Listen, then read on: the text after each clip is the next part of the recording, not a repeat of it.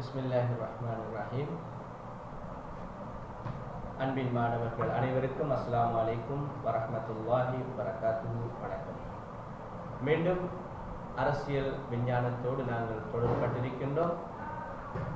இன்றைய தினம் அலகு 3 அரசு பற்றிய அறிமுகம் என்ற தலைப்போடு நாங்கள் கொண்டு செல்லப்படுகின்றோம். இந்த தலைப்பு மிகவும் விரிவான ஒரு தலைப்பாகும், மிகவும் விரிந்த ஒரு தலைப்பாகும். என்றாலும் கூட மிகவும் சுருக்கமாகவும் மிகவும் நிதானமாகவும் அதனை பார்க்கின்ற பொழுது மிகவும் இலகுவான ஒரு தலைப்பாகும் என்று நாங்கள் காணலாம். அலகு 3 அரசு பற்றி அறிமுகமாக கருதப்படுகின்றது. இது 3இல் 1, 3இல் 2, 3இல் 3, 3இல் 4 என்ற 4 பகுதிகளை உள்ளடக்கியிருக்கின்றது. இதனை மாணவர்கள் நன்றாக புரிந்து கொள்ள வேண்டும். இந்த அடிப்படையில் முதலாவது அதனுடைய பகுதியாக அரசும் அதன் வகிபாகமும் என்பது மிக முக்கியமானதாகும். அரசு என்பது என்னவென்று நாங்கள் நோக்கி பார்க்கின்ற பொழுது மிக சுருக்கமாக அரசு என்பது ஒரு வரையறுக்கப்பட்ட ஆழ்புல பிரதேசத்தில் வாழுகின்ற மக்களை ஒழுங்காக கட்டுப்படுத்துகின்ற ஒரு உயர் அதிகாரம் கொண்ட நிறுவனத்தினால் கட்டுப்படுத்துகின்ற செயற்பாடுகள் அனைத்தும் அரசாக நாங்கள் கருதலாம். இது ஒரு நிறுவனமாக நாங்கள் அதனையும் கருதலாம். இந்த அரசு பற்றிய ஆய்வானது மிக பழைய காலத்திலிருந்தே அரசியலில் நோக்கப்பட்டு வருகின்றது.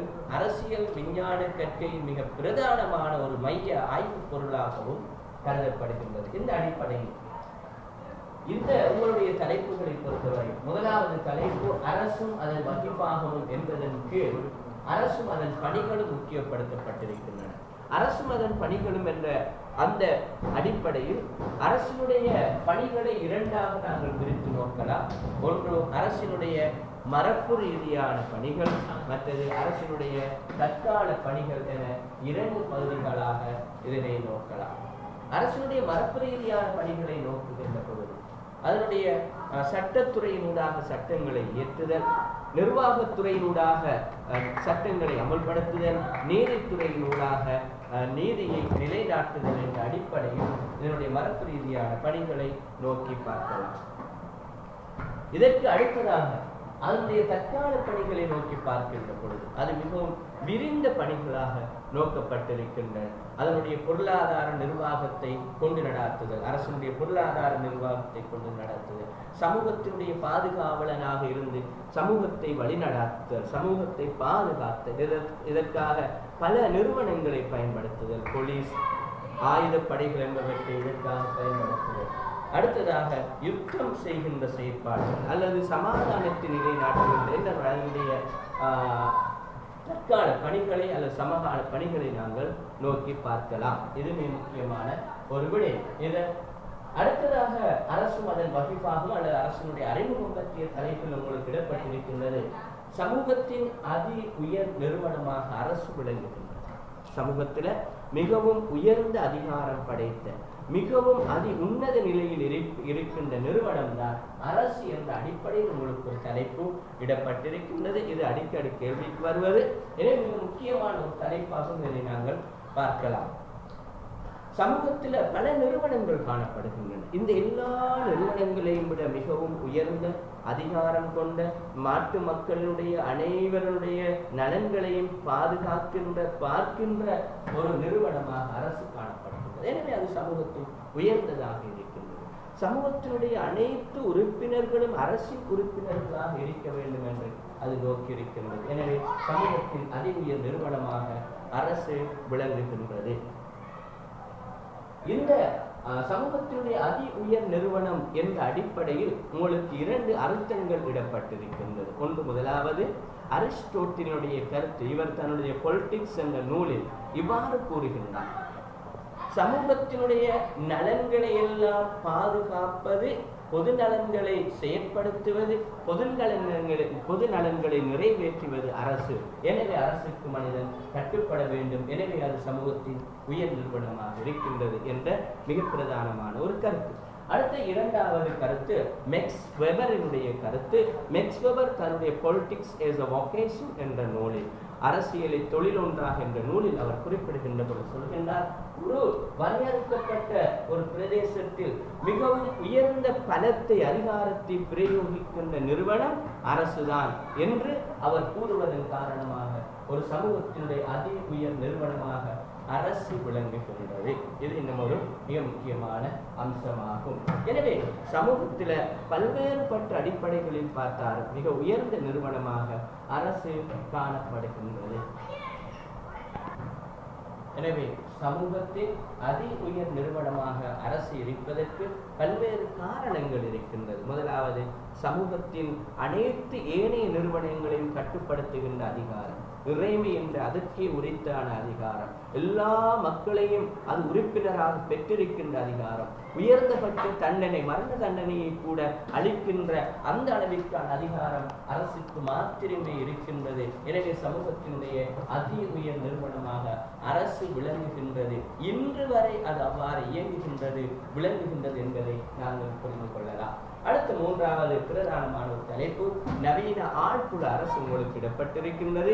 நவீன ஆழ்புல அரசு என்பது 4 கூறுகளை 4 பண்புகளை கொண்டதாக நவீன ஆழ்புல அரசு ஆக்கப்பட்டிருக்கின்றது. முதலாவது, ஒரு வரையறுக்கப்பட்ட ஆழ்புல பிரதேசம், அதாவது ஒரு பவுண்டரிகள் கொண்ட ஒரு அரசாக அரசு விளங்க வேண்டும் என்ற பிரதானமான ஒரு விடயமாக இதனை நாங்கள் நோக்கலாம். வரையறுக்கப்பட்ட பிரதேசம் என்கின்ற பொழுது அதனுடைய தரை தோற்ற அடிப்படை, அதனுடைய கடல் எல்லைகள், அதனுடைய ஆகாய எல்லைகள் என்று நாங்கள் எல்லாவற்றையும் நோக்கி பார்க்கலாம். அரசியல் சிறியதாக இருந்தாலும் பெரியதாக இருந்தாலும் ஏதோ ஒரு அடிப்படையில் வரையறுக்கப்பட்ட எல்லைகள் இருக்க வேண்டும் என்பது மிகவும் பிரதானமானதாகும். ஆனால் சில இஸ்ரேல், பலஸ்தீன் போன்ற நாடுகளில் அதனுடைய எல்லைகள் இன்று வரை வரையறுக்கப்பட்டிருக்கவில்லை என்றாலும் அவைகளும் அரசுகளாக இருக்கின்றன என்பதும் இன்னொரு கோணத்தில் நோக்கப்பட வேண்டிய பிரதானமான அம்சமாகும்.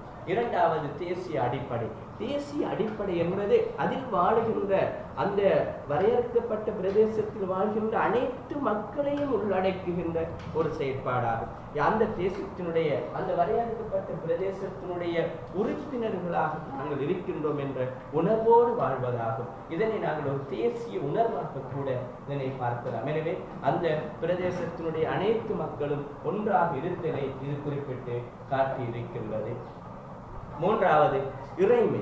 ஒரு அரசுக்கு மிகவும் உன்னதமாக இருக்க வேண்டிய மிகவும் உயர்ந்த பட்ச ஒரு அதிகாரமாக, உயர் அதிகாரமாக இறைமையை நாங்கள் நோக்கி பார்க்கலாம். இறைமை என்பது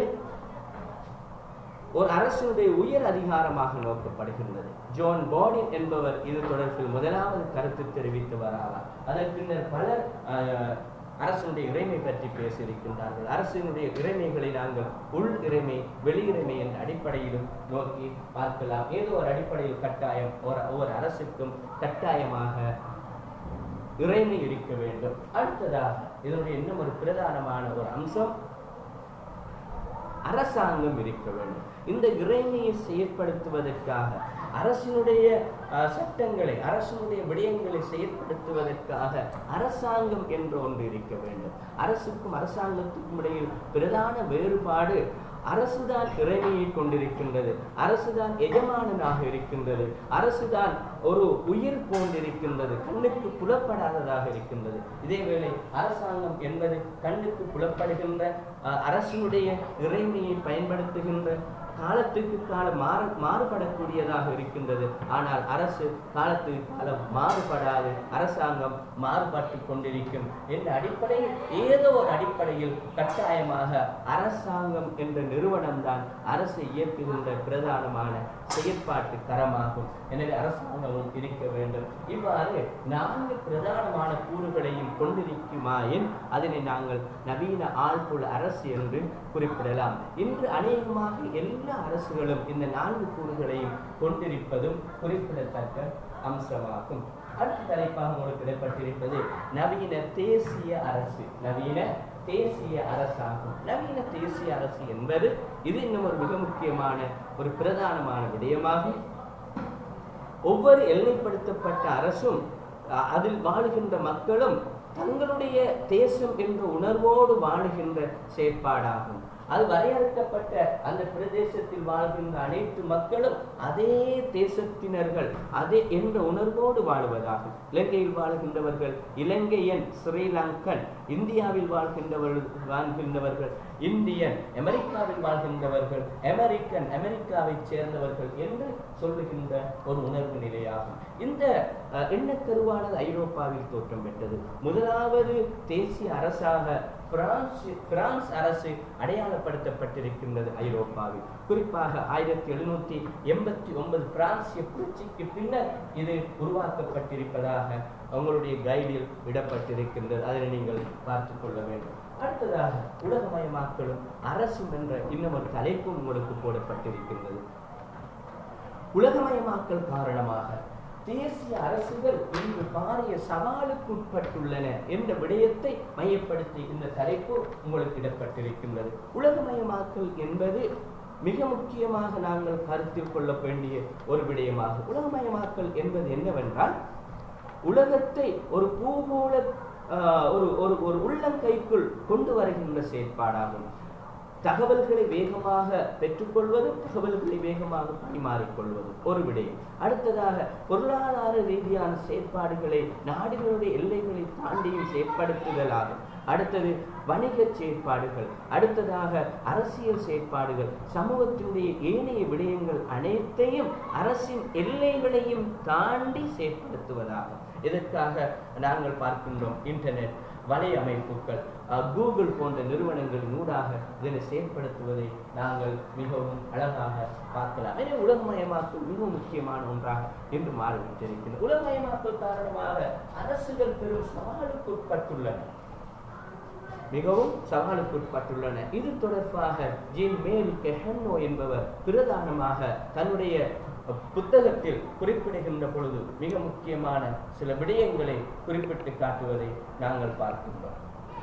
இது மிக முக்கியமான அவருடைய பிரதானமான புத்தகமாகும். அந்த எனவே நாங்கள் தேசிய அரசுகள் இந்த உலகமயமாக்கல் காரணமாக 2 பிரதானமான அணுகுமுறைகளை இன்று ஏற்றுக்கொண்டிருக்கின்றது. ஒன்று, தேசிய அரசுகள் இறுதி நிலையை அடைந்து விட்டன, எல்லைப்படுத்தப்பட்ட அரசுகள் இல்லை என்ற ஒரு எண்ணக்கரு தோற்றம் பெற்றிருக்கின்றது ஒரு விடயம்.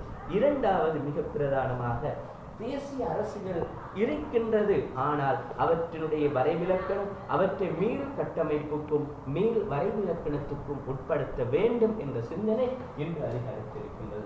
அதே போன்று இது தொடர்பாக டேவிட் ஹெல்டனுடைய கருத்துக்களை நாங்கள் பார்க்கின்ற பொழுது இவரும் இதனை பற்றி பேசியிருப்பதை நாங்கள் பார்க்கலாம். எனவே மிக முக்கியமாக இந்த 5 தலைப்புகளின் ஊடாகவும் அரசும் அதன் வகிப்பாகவும் அரசினுடைய அறிமுகம் பற்றிய விடயங்களை நாங்கள் நோக்கி பார்க்கலாம்.